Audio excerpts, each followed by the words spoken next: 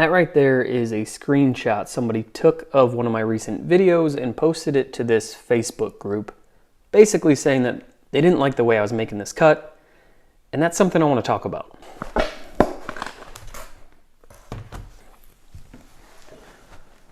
I'm the last person that's ever going to claim to know everything there is to know about woodworking. I am actually quite the opposite. I can't stand it when people say just because they do it one way that's the only way to do something.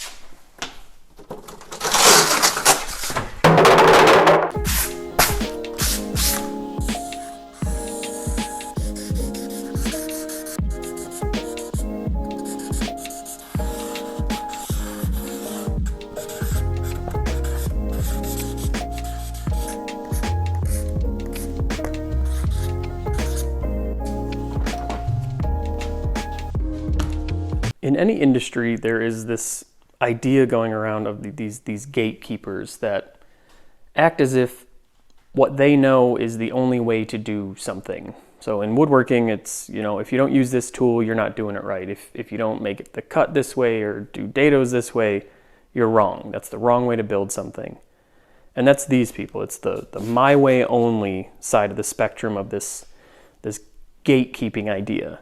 And on the other side of that is the people that are out there that still have knowledge around whatever their expertise is, but they're open to trying new things, and they're open to letting other people try new things, and open to learning new things themselves.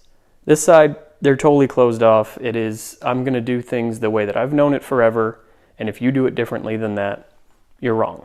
I'm tired of this, Grandpa! That's too damn bad! And that's what we need to get away from, because it scares a lot of people out of trying new things. It scares people from entering a new field that they've never been in before, or sharing knowledge that they may have, something that they tried, because they're afraid that these people are going to basically tell them that they're wrong or stupid for trying to do what they do. And for me, I like to exist on this side of the spectrum, because I love trying new things, and I love other people trying new things, and I love learning from other people. So less of this, more of this.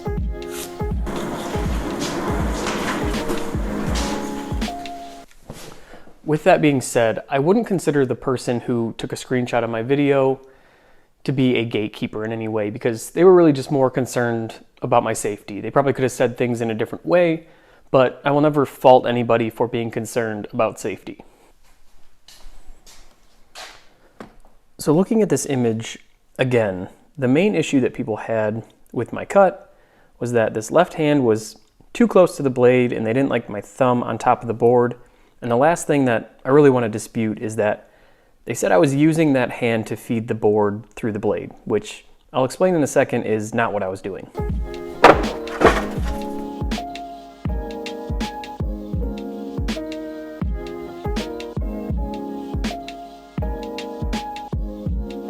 So with any cut on a table saw, it requires 3 directions of force, which is down towards the table, in towards the fence, and then obviously a hand pushing it through the blade. These first 2 are what this front hand is doing.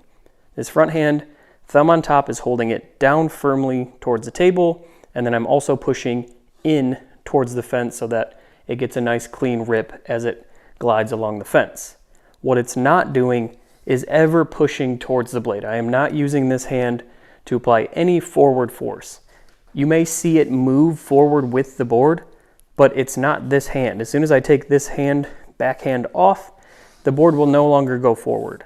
But this is just holding it tight and down, and it may travel, but I know to stop before this throat plate. I will never be pulled in towards it or anything like that. There's no force that's going to suck the board in towards the blade as it spins towards me. If anything, it's going to pop up or go backwards. So there's no risk of my hand being pulled in towards that blade. All it's doing is holding it down, pushing it against the fence, and staying right here like a featherboard.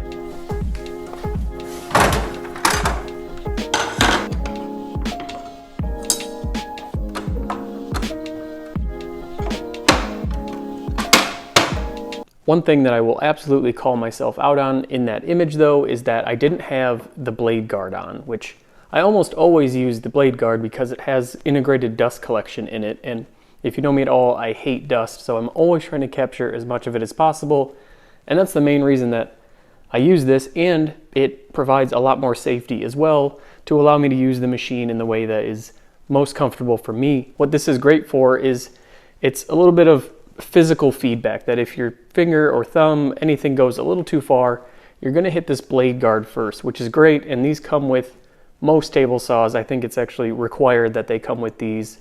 They probably don't all have dust collection, but they come with some form of blade guard. So if you want a little bit of extra safety, definitely have this on when you're making cuts.